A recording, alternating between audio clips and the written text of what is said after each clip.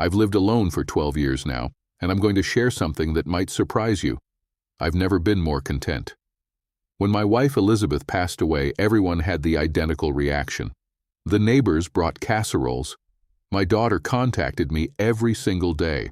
My son suggested I relocate into one of those senior communities where there's always something occurring.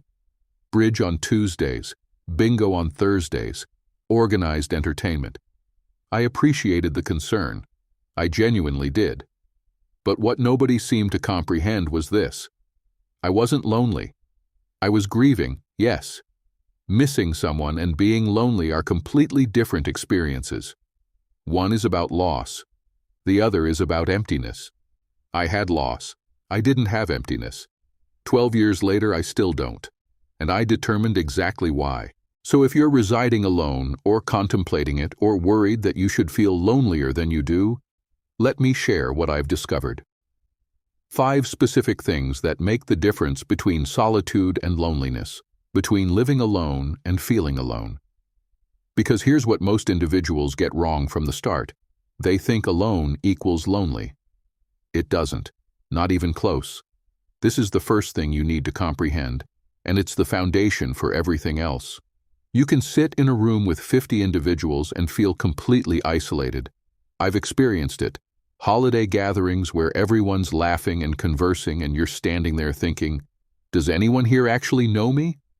That's loneliness. True loneliness occurs when you feel invisible, even when individuals are looking directly at you.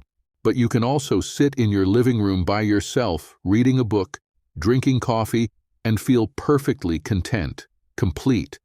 That's solitude. And solitude isn't something to fix, it's something to appreciate. The confusion occurs because we've been taught that connection requires constant proximity.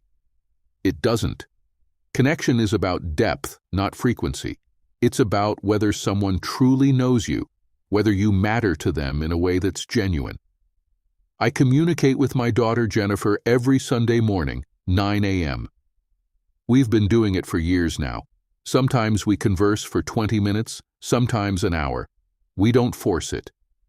But that one conversation provides me more genuine connection than a week of shallow interactions with acquaintances ever could. Some individuals need daily contact, some need it less. The mistake is assuming there's a correct amount. There isn't. What matters is determining what you actually need versus what you think you're supposed to need. Those aren't the same thing. Research from the University of California found that older adults who live alone but maintain high-quality relationships report better mental health outcomes than those who live with others but have poor relationship quality. It's not about how many people surround you. It's about the depth of connection you experience. I realized something about 6 months after Elizabeth died. I was consuming dinner at 5:30 every evening, same time I'd consumed it for 40 years. Why? Because that's when Elizabeth preferred to eat. She became hungry early. I adjusted my entire schedule around it without thinking twice. One evening I noticed I wasn't even hungry at 5:30. I was eating out of habit. So I waited, had dinner at 7 instead. And it felt strange at first, like I was breaking some kind of rule. But then it felt liberating. That's when I understood something crucial. This is the second thing. When you live alone, you need structure. But it should be your structure, not someone else's routine that you're maintaining like a museum exhibit. Structure matters because without it, days dissolve. You wake up, do some things, go to bed, wake up, repeat. Everything blurs together into an undifferentiated mass of time. That's when loneliness creeps in. Not because you're alone, but because you're drifting. So I constructed my own rhythm. 7 in the morning, I'm up. First thing I do is make coffee. Same mug every day. It's dark blue with a chip on the handle. I sit in the chair by the window and I observe the street wake up. Joggers pass by, cars leave for work, the newspaper gets delivered. This probably sounds mundane. Maybe it is. But it's mine. It's intentional. Each morning, I'm telling myself, today is a real day with a shape and a purpose, not just empty hours to fill. I read for an hour after breakfast. I take a walk at 10 unless it's raining. Lunch is simple. Afternoons, I work in the garden or fix things around the house. Dinner at 7, news at 8, bed by 10:30. Is it exciting? No. Does it need to be? Also no. The point isn't excitement. The point is rhythm, predictability, a framework that makes each day feel distinct instead of identical. And here's what's interesting. When Harold from across the street requested me to help him with his computer last Tuesday, I knew exactly when I could do it. 3 o'clock, right after my walk, before I started dinner prep. My routine didn't trap me. It freed me because I knew where the flexibility was. Individuals who live with others get this structure automatically. Someone else's schedule creates the framework. You eat when they eat. You adjust to their rhythms. Living alone, you lose that external structure, which means you have to create it yourself. But once you do, something shifts. You're not following someone else's routine. You're living according to your own design. Studies on aging and autonomy show that seniors who maintain self-determined daily routines report higher life satisfaction scores than those whose days are structured by others, even in supportive living environments. Control over your own schedule isn't just preference. It's a predictor of well-being. And that brings me to the third thing, something that required me months to determine. You need something that depends on you, something that needs you to show up. For me, it's a ficus tree named Gerald. I know that sounds ridiculous, but stay with me here because this matters more than you'd think. Gerald is a ficus tree. He sits by the south-facing window in my living room. I purchased him 3 years ago at a hardware store clearance sale for $8. He was half dead then. Brown leaves scattered around his pot like casualties. Now he's 4 feet tall with glossy green leaves. I water him every Thursday morning.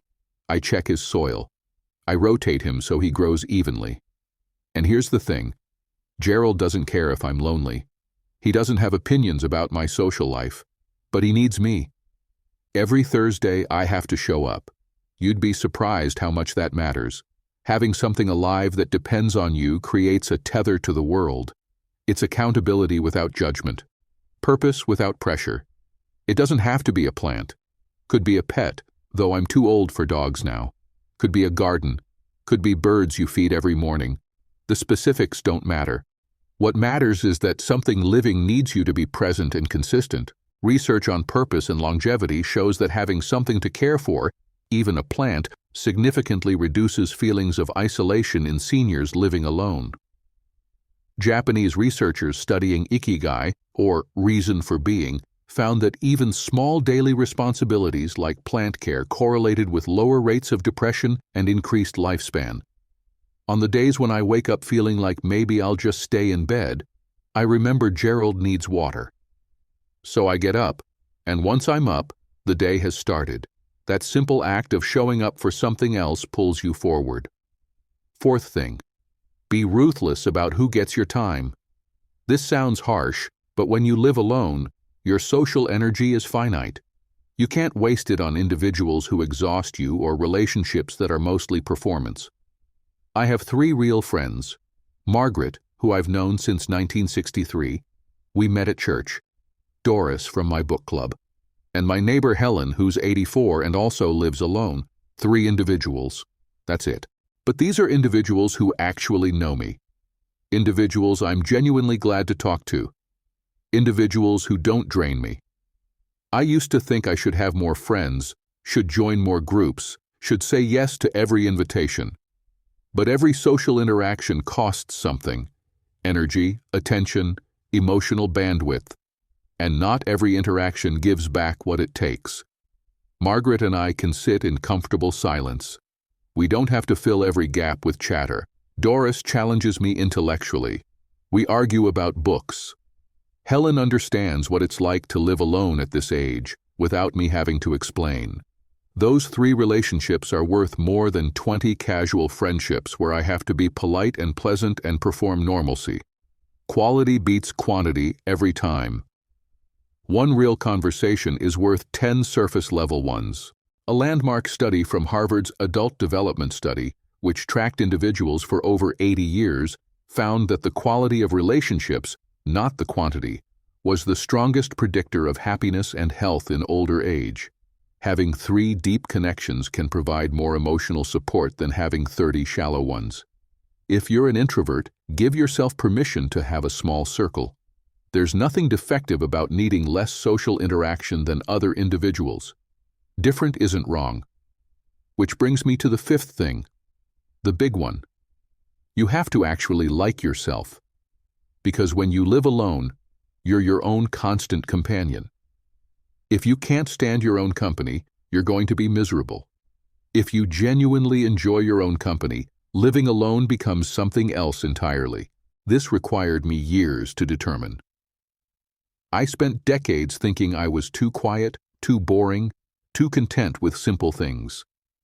I'd compare myself to gregarious individuals and feel like I was failing at life somehow. I wasn't failing. I was just built differently. I like reading for hours. I like my coffee ritual each morning. I like watching birds and tending Gerald and going to bed early. I don't like parties. I don't enjoy small talk. I don't want to be busy for the sake of appearing busy. And at 78, I finally ceased apologizing for any of that. If you're struggling with living alone, ask yourself this: are you struggling because you're actually lonely, or are you struggling because you think you should be lonely? Those are completely different problems. The first one needs more connection. The second one needs permission. Permission to be content with a quieter life than society says you should want. Psychologists distinguish between emotional loneliness, the absence of close emotional bonds, and social loneliness, the lack of a wider social network. Many people living alone experience neither. They've simply found contentment in solitude, which research shows is a valid and healthy way to live, particularly for introverted personalities. I miss Elizabeth. I do. 43 years is a long marriage. There's an empty chair at my table that will always be empty. But missing someone isn't the same as being lonely. I carry her with me. I think about her every day, and I also have a full life without her. Different than when she was here, but still full. My children worry I'm isolated. I understand why. But I'm not isolated. I'm just quiet. I have my routine, my plant, my books, my birds, my 3 friends. I have enough. Some individuals are wired for solitude. I'm one of them. Maybe you are too, and if you are, there's nothing wrong with you. You're not broken. You're not missing some crucial piece everyone else has. You're just built for quiet. And quiet can be a perfectly good life if you stop fighting it. So that's what I've learned. Alone and lonely aren't the same thing. Build your own structure. Have something that needs you. Choose your individuals carefully. Make peace with yourself. Those 5 things won't eliminate every difficult day. There are still mornings when the silence feels heavy, still evenings when I wish I had someone to tell about the cardinal I saw. But those moments pass, and what remains is a life that fits me, a life I chose, a life I'm not apologizing for anymore. The world will tell you that living alone means something's wrong, that you should want more individuals around, more activity, more noise. Maybe some individuals do need that, but maybe you don't, and that's acceptable. Gerald needs watering tomorrow. I should probably finish this and get some rest. Gerald can wait another minute, though, because there's one more thing I need to state. If you're watching this and you live alone, or you're thinking about it, or you're worried about someone who does, remember this. The quality of your life isn't measured by how many individuals are in your living room. It's measured by whether you feel known, whether you have purpose, whether you've made peace with who you actually are. The World Health Organization recognizes that social well-being in older age isn't about the number of social contacts, but about having meaningful connections and a sense of purpose. Their data shows that seniors who report high life satisfaction often have smaller but deeper social networks than those who report dissatisfaction. I'm 78 years old. I live by myself. I communicate with 3 individuals regularly. I water a plant named Gerald, and I'm not waiting for my life to become something else. This is it. This is the life, and it's enough. Determine what you actually need, not what you think you're supposed to need. Build a rhythm that's yours. Find something that depends on you showing up. Keep the relationships that matter and let go of the ones that don't. And most importantly, cease apologizing for being wired for quiet. You're not lonely just because you're alone. You're only lonely if you feel unseen. And you can be seen by 3 individuals who truly know you far better than by 30 who don't. Now, I really do need to finish this. It's almost 7 and that's when I eat dinner. Not because anyone's telling me to, because that's when I'm hungry.